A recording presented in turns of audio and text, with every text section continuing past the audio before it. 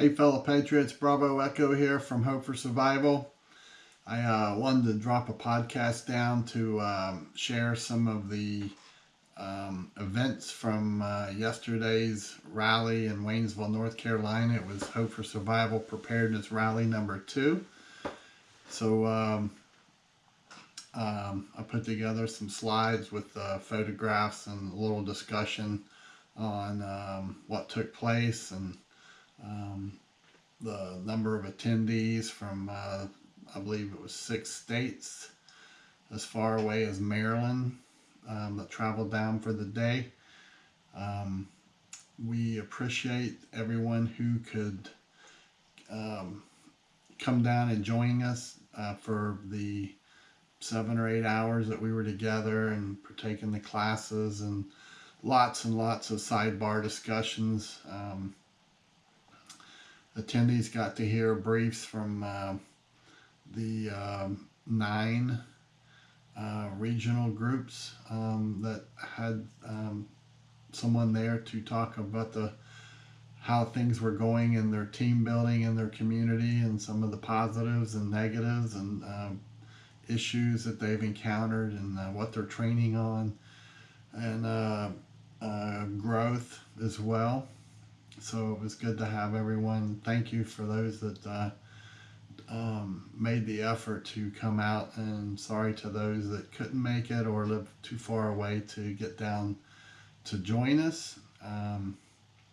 All in all, we're very pleased with how things went for the day. I did not get any negative feedback so far, so that's a good sign. Overall, there was time for training and also time built in for individuals to wander around and have discussions with other folks attending.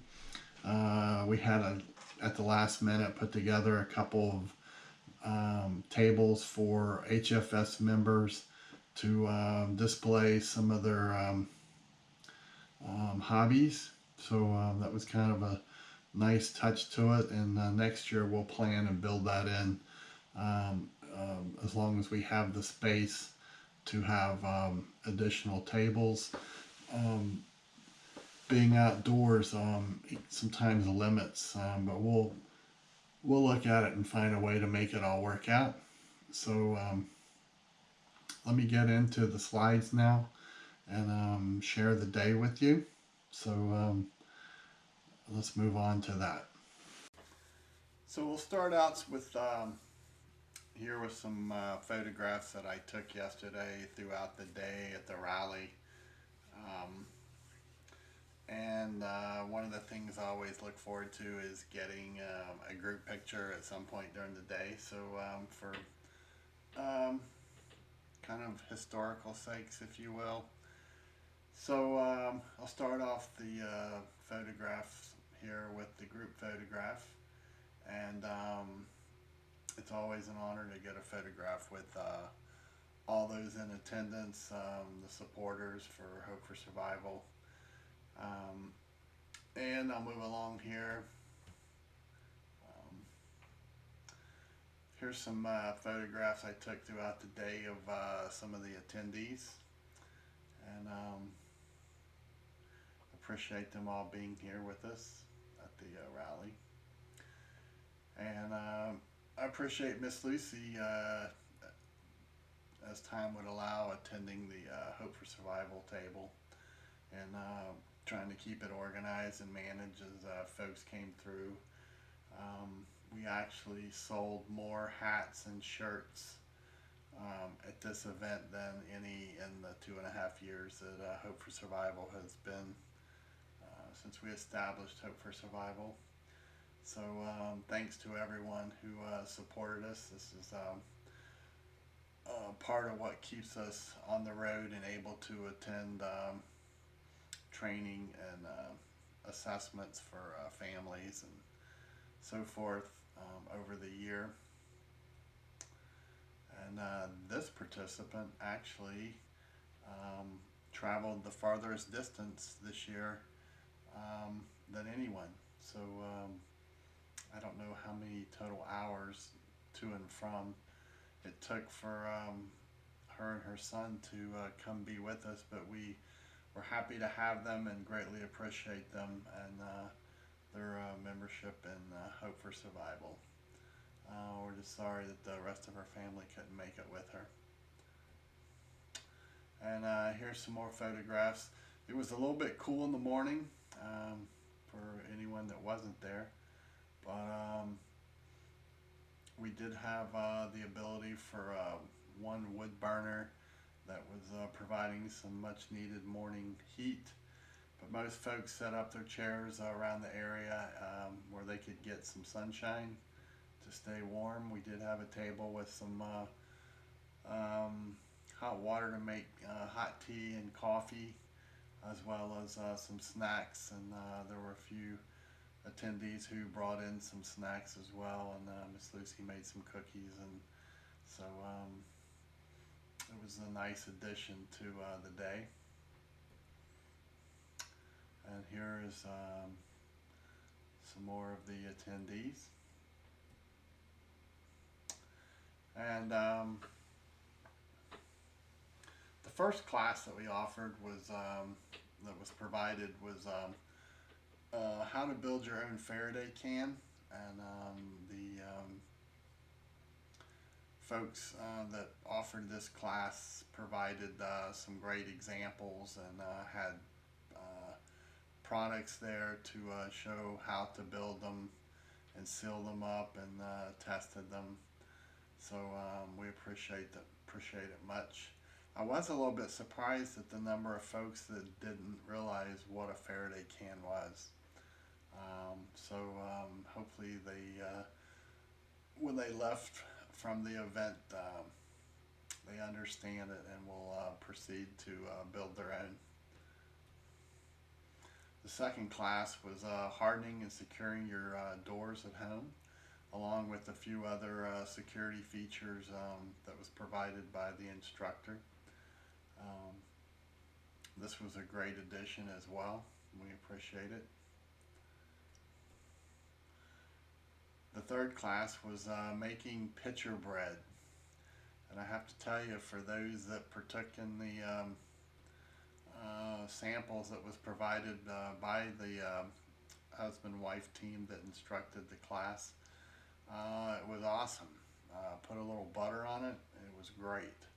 We appreciate them providing it and the time they took to prepare this class as well. And we were happy to have them join in with us. They traveled a little bit of a distance to get with us, and we're thankful for them with the Hope for Survival team. And the last class was provided by one of the original Hope for Survival members as well. He taught the ABCs of trauma care. It was an outstanding class, and there were lots of note-taking. There was an interesting event that happened during this class, and a few folks told me, after I will explain what happened, a few folks told me they actually thought an event that took place during the class was an exercise that the instructor had arranged to take place to see how people would react, and when in reality it was a real-life medical emergency that took place about 100 yards from where the Hope for Survival event was set up at the pavilion. While the class was going on, we heard a young voice screaming, "Help, help, help." And there was a little bit of surrounding noise. It was a little hard to understand him, but he was jumping up and down with his arms up, screaming, "Help, help." We looked that way, and several of us took off running towards the child to see what was wrong. And when we got to him, he was screaming for help for his mother, who was in the driver's seat of a parked car, and she had a medical emergency. And when we got around to the driver's side of the car, the mother was non-responsive.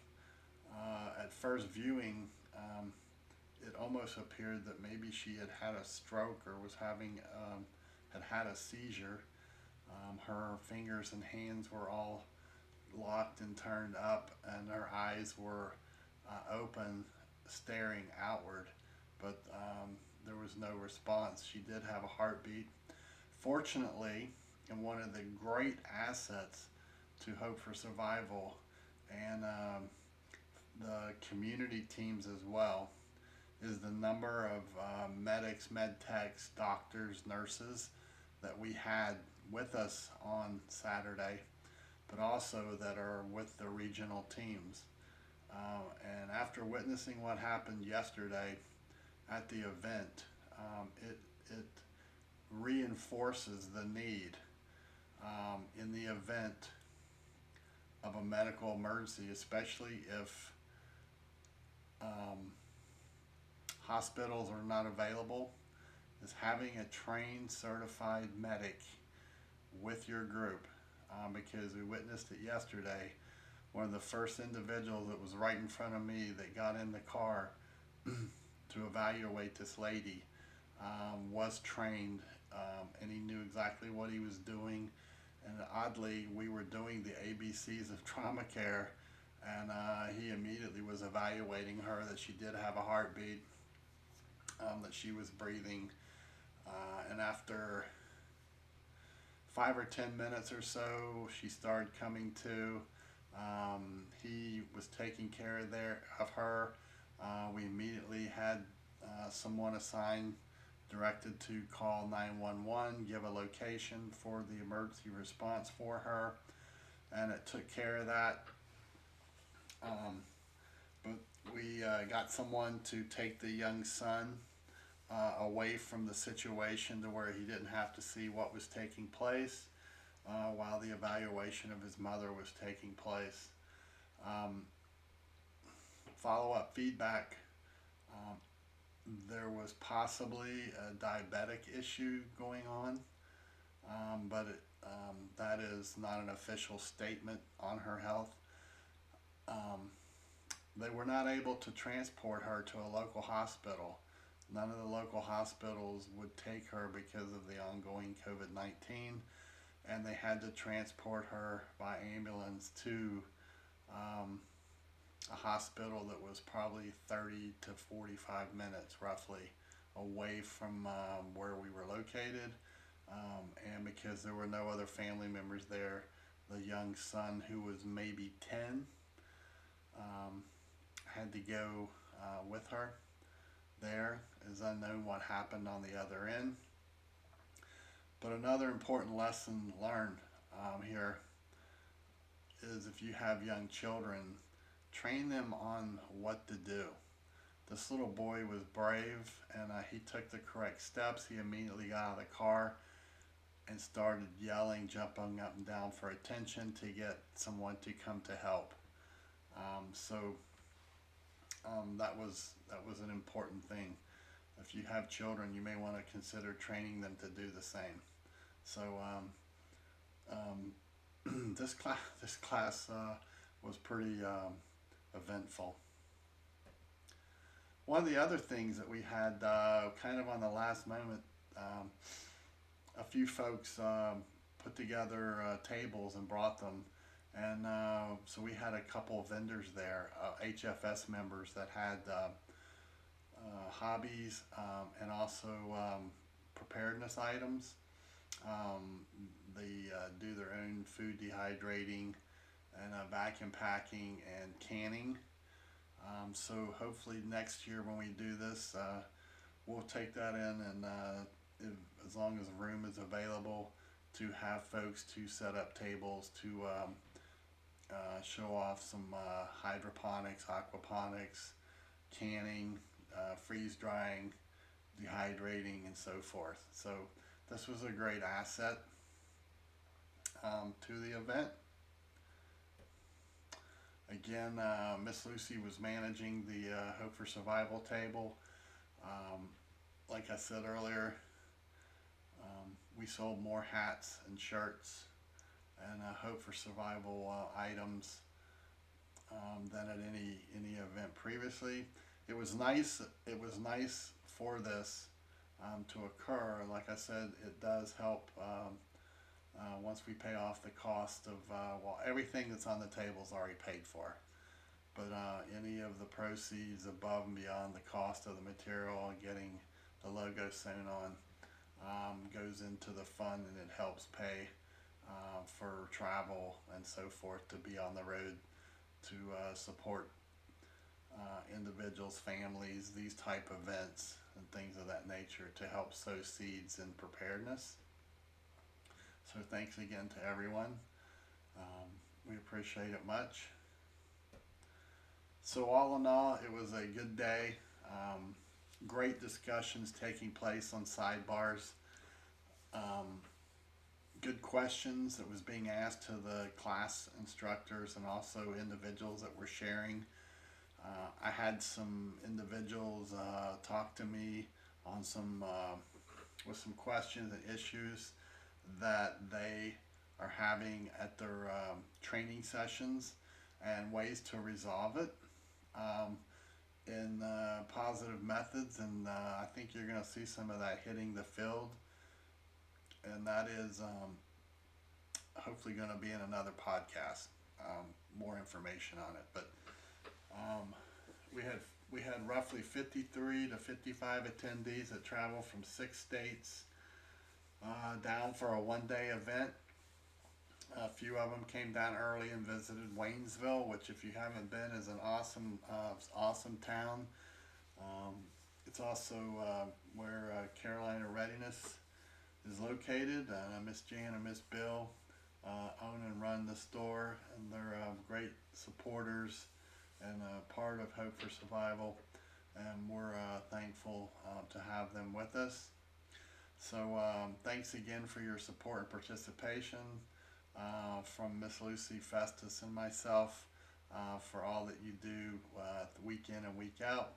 And may God bless and keep you all safe and keep you preparing for the unknown.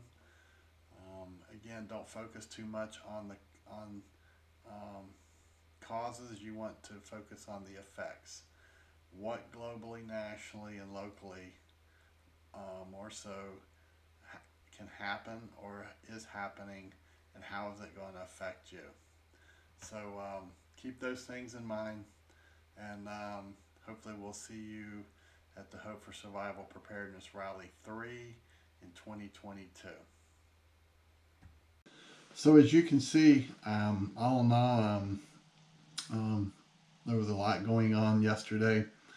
The temperatures were a little bit cool. It is October, and there's trees around the area where we're at. So it was a little bit cool till the sun finally made it above the trees and provided some warmth down to the areas where folks were spread out at. So all in all, it was a good day. I'd rather adjust to the cool than the Carolina heat and humidity of summer. So rally number 2 for is in the books. We're coming up on closing out 2021. We don't know what 2022 has in store for us, but trying to think of things on the positive side of it. Some of the things that I would really like to see happen over the next 12 months for Hope for Survival and all the members, and I'd really like to see us expand. We have 9 regional teams that we've been able to put together just in 2021. I'm very, very happy with that and everyone who's making that happen. We're seeing growth in the areas where these teams are at. I would like to be able to expand it from 9 to about 20 by the time we have the rally next year. That would be absolutely awesome. We're seeing growth out on the West Coast right now as well, in Oregon, Washington, California, in the Los Angeles area, also Arizona. Oklahoma, Houston, Texas, Central Texas, Troy, Wisconsin, Illinois, Indiana, Boston are all areas. Virginia, um, down around Tampa, Sarasota, Florida. So hopefully we can continue reaching out and helping these individuals get teams started to start sowing seeds in preparedness, so that whether it's a natural or man-made disaster, we can help families become self-reliant and be prepared to take care of their own. Another area I would really like to kind of see blossoming is families with children, or families with family members with some sort of limited conditions, disabilities, building plans into their preparedness plans that includes training children and also training family members to help when they have members with some form of short-term or permanent disabilities. There's information on the Hope for Survival website right now. On the blog page, under it says more, click on it and it'll open up folders. You'll find information on there on how to include children and how to build plans for those who may have disabilities. These are very important steps in your preparedness planning. I know we have one or two families right now that it's ongoing of preparing their children for different situations in the home and out of the home. So take advantage of this information, add to it, but make sure you're including everyone that could be impacted by some form of an event or disaster into your planning.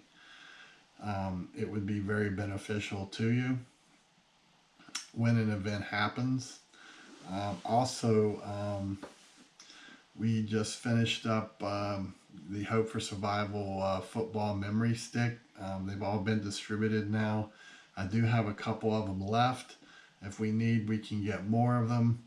But don't just leave them in the baggie. You need to utilize them. It was the purpose behind why I put them together for everyone. A question was asked at the event yesterday. A person shared that they don't have a scanner. Then take photographs of the documents and then email them to yourself and then download them into the files, the 39 folders, I believe it is, off the top of my head. Drag them in, save them, or drag them into these folders. Okay, so if you can't scan them, take photographs and put them into these folders. Don't wait. You never know when an event's going to happen that you're going to need it, and it's going to save you a ton of time already having these documents on that small memory stick when you might be fleeing your home, or if a flood hits or something of that nature, or fire. So take care of it now. So thanks for all your support and participation. If you could attend yesterday's event, and in 2022, I hope to be able to hold regional events as well. We talked about possibly in 2022 having at least 5 events. We're looking kind of at the Huntsville, Birmingham, Chattanooga area, Tennessee, up around Knoxville area, possibly up in Kentucky, somewhere maybe around the Monticello area, and Waynesville, North Carolina area, and potentially somewhere over in the West Virginia area. Or if someone has a suggestion on an area, we'll listen. And then what I would like to do is, like yesterday, is individuals, preparers in those areas, bring them in to do a few classes.